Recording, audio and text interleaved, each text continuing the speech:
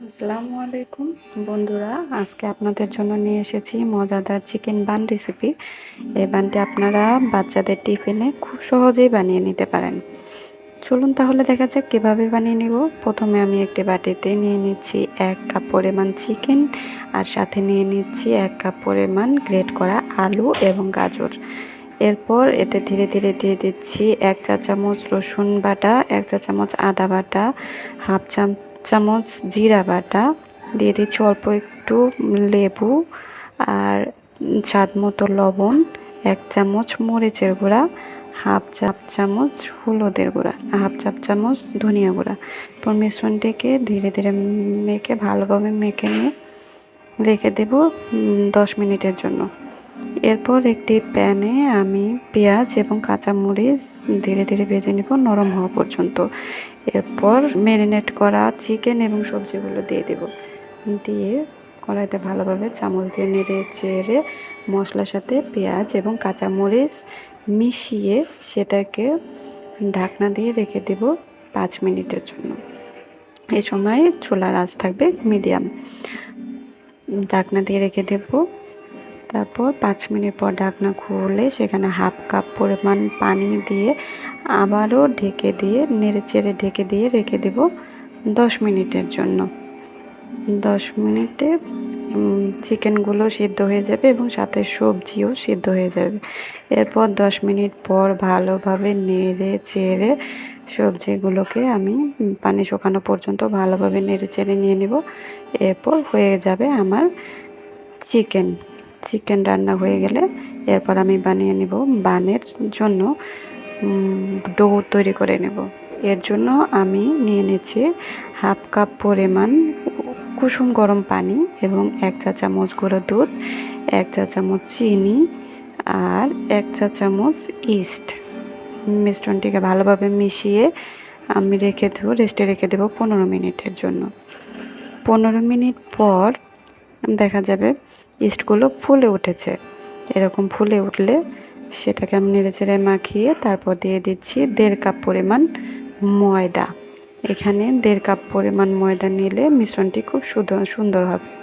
এরপর আমি ভালোভাবে নেড়েচেড়ে নিয়ে তারপর হাতে অল্প পরিমাণ তেল মেখে নিয়ে আমি মিশ্রণটিকে এভাবে মেখে আবারও রেস্টে রেখে দেবো 30 মিনিটের জন্য। 30 মিনিটে এই ডোটা অনেকটা ফুলে উঠবে। দেখুন ডোটা ফুলে উঠেছে। এখন এটাকে ভালোভাবে মথে নেব। এভাবে হাত দিয়ে ভালোভাবে মেখে মথে নেওয়া হয়ে গেলে আমি এটাকে একটা পেরিতে নিয়ে এরকম লম্বা করে নেব। লম্বা করে তারপর দুপাশে সমান করে নেব। এরপর একটি চাকু দিয়ে সমান শেপ দিয়ে টুকরো করে নেব। প্রতিটা টুকরা সমান হলে বানগুলো খুব সমান হবে। এজন্য আমি চেষ্টা করব সমান করে নেওয়ার জন্য। এটা আমার কাটা হয়ে গেছে। এরপর টুকরোগুলোকে ধীরে ধীরে হাত দিয়ে গোল গোল করে নেব, যাতে করে আমি বানগুলো সহজে বানিয়ে নিতে পারি।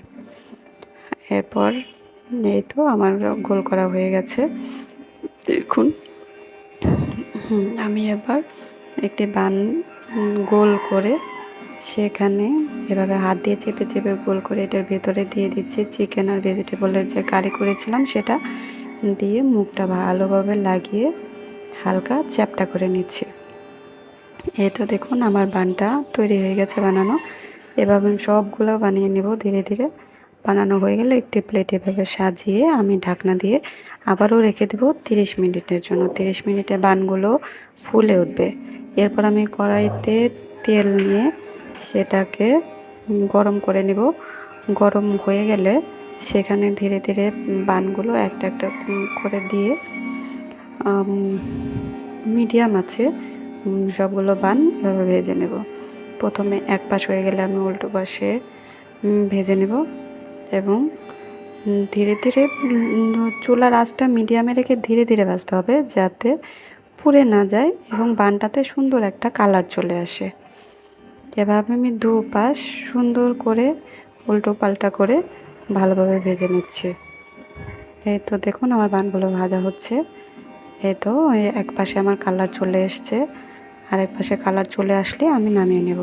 এবং এই সময় দেখুন বানগুলো ফুলে উঠেছে এবং সুন্দর একটা কালার চলে আসছে। এ তো রেডি আমার চিকেন বান, মজাদার, সুস্বাদু এবং খুব সহজেই বানিয়ে নিতে পারেন বাসায়।